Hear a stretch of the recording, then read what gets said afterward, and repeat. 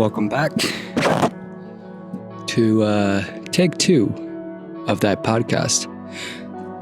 Just to make sure, I'm going to make sure the camera is being recorded. So let me check that real quick.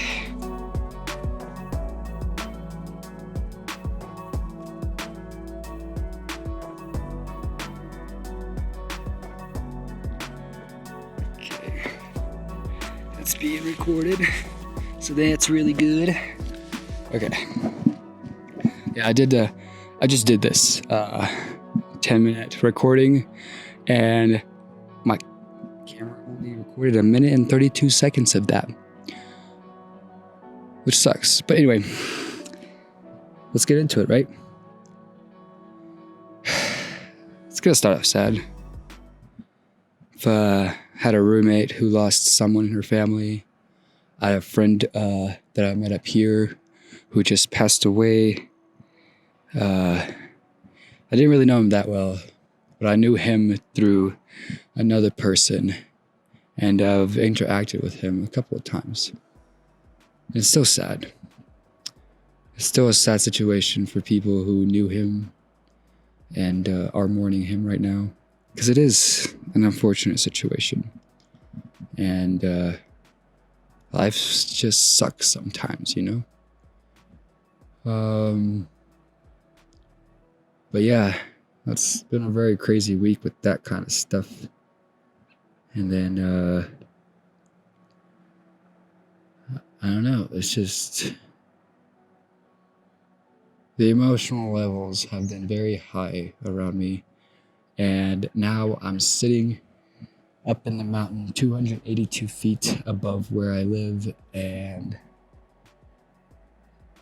it's so quiet. It's so peaceful. It's exactly what I need to clear my mind. You know, I enjoy my solitude. I enjoy my peace and quiet. So whenever it gets ramped up, it makes me very chaotic in a way. Like, I like a lot of stress that I create for myself, like in work and stuff like that, because it makes me way more productive. And that's just how I am. But I don't like emotional stress. Not really. I've never been one to be very emotionally there. Like, I feel my own emotion. Don't get me wrong. I feel a lot of emotion. I just don't show it a lot, nor do I talk about it a lot, which is okay. I mean, look at the world we're in. But most of the time I talk to myself about it. I got a very good self-help book in my mind called my alter ego self. Alter ego self. There we go. I don't know. It's like, I could be sad, I could be mad, but at the end of the day, I'm going to forget about it, usually. Unless it's something crazy, then I won't forget about it. But I usually forget about the emotional tie to what happened. And that's just been with a lot of stuff. I forget the emotional connection / the tie that's made such a event very dramatic. I don't know. Maybe it's just like what's the word I'm looking for? Like a protectiveness, where I don't hold on to any emotional ties very well. I mean, think about my beginning of my life, taken from my birth mother, put into an orphanage, and then adopted. I mean, what kind of emotional strains does that put onto someone? And I don't know. I feel like there's a lot of stuff I have to work on on that. But it's not something I can't do. It's just more scary, really. Trying to heal something that's happened to you years ago. I mean, a lot of people do have to do that, but a lot of people don't choose to do that. They just drown themselves in stuff that makes it grieving and makes it work for a short time. But all you're doing is just putting a Band-Aid on it for it to rip open again. And so, it's like funny. People are like self-help, but you can read all this stuff, but the only person that can really help themselves is you. And for me, it's like, where do I even start? Like, what do I even start to talk about? Where do I even begin to convey my feelings? Do I just start in the middle and hopefully it pans itself out? I don't know. I really do not know. So yeah, I'm looking at the sunrise and making sure it's not going to cover the tree, because once it gets over that tree, it's going to be blaring right into my face. But yeah, I don't know. Crazy, crazy life, that's for sure. It's very quiet in this town. I mean, the next big pop in this town is going to be winter break. It's so wild. I only got we're in September. I got 3 months or so left, not counting September. And then I'll be 24. It's very wild. Very wild. I just turned 23, it feels like. And I'm already almost 24. The year has gone by so fast. And I didn't really do a lot of stuff I planned to do this year. So that means next year. I mean, it doesn't have to start next year, but definitely next year, whatever I set in goals, I want to try to achieve them. Because yes, I have a couple goals like this podcast and stuff, but I also let go of a lot of things. And now I just feel like I'm floating. And so next year, I got to figure stuff out to make it, well, I'm not just floating by. I need to plan things out, have things in backboard. So when I get to that date, I know exactly what to do. Things like that. And it helps me to see a bigger picture. So I just got to work on getting the bigger picture. And then break it down from there and work on the steps. But the steps parts is easy. But the bigger picture, knowing why I'm doing something, is a lot harder than just to do it. Because I can always do it. But then my mind gets in the way and is asking questions. Is this what I should be doing? Is this what I need to be doing? Is there something else you can be doing? All that stuff. And it kind of drives me crazy a little bit. I can't really watch a movie without my head going, you could be doing something else. And yeah, I can just not listen to it. But eventually it just starts getting stronger and crazier. And I'm like, fine. And then I get in a depressed state because I got up, stopped watching the movie, but now I don't know what to do. So I got to figure that process out. But yeah, I mean, we all have things that we got to work on. So eventually we'll make it do, we'll see it through. I mean, the one thing I want to start is a robotics company. And there's a lot of stuff I got to learn for that. And a lot of stuff I already know. When I say no, it's just no. When I was in physics in high school, I just know how things work. And I just knew how things flow.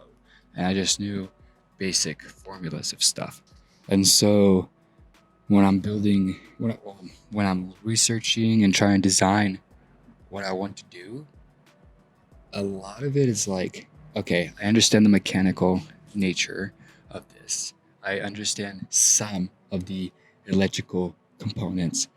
Now I just got to figure out how to code it, how to make it do what I wanted it to do, and so forth. Stages, right? I'm saving up for a 3D printer so I can make it where I can prototype and design parts for my said robot before I turn it into an alloy metal bot. It's going to be made out of plastic for the most part as a prototyping, because, granted, money is the big problem here. I got a lot up here, but I don't got a lot of that. I don't got a lot of money. So until I start figuring out that portion of the problem. All we can really do is prototype design until I can get a startup. And then that startup will hopefully bring in investors that want to invest in me. And eventually I'll have a team. And then eventually we'll probably fail. But then I'll try again and again until it succeeds, because this is something I want. And I've always had a vision or like a mental state where like I'm going to build something. I want to be an inventor, but I don't know exactly what. But when I was a kid, all I ever did was take apart stuff, learned how to do it, played with battery acid, played with little electric motors. Like, I just wanted to know how things worked, because I didn't understand a lot of other things. So I guess I gotta play on my strengths, right? Like, look at this. Like, I'm not hanging out at a bar, drinking. I'm not hanging out with people. I really don't hang out with a lot of people. Like, I might hear once in there, like, you know, once in there, once in a while. But I never really desire to hang out with a lot of people, because I'm like a quick and easy do it. So like, if I'm hanging out with someone and I get a thought or an idea, or I want to do something, I don't want them to think I'm rude and I just get up and go, because that's kind of what I would do. Like, if I'm tired or if I'm done with a certain situation, just walk out. Like, I don't know, just mentally, I'm not going to be there. I'm not going to waste my time to be there.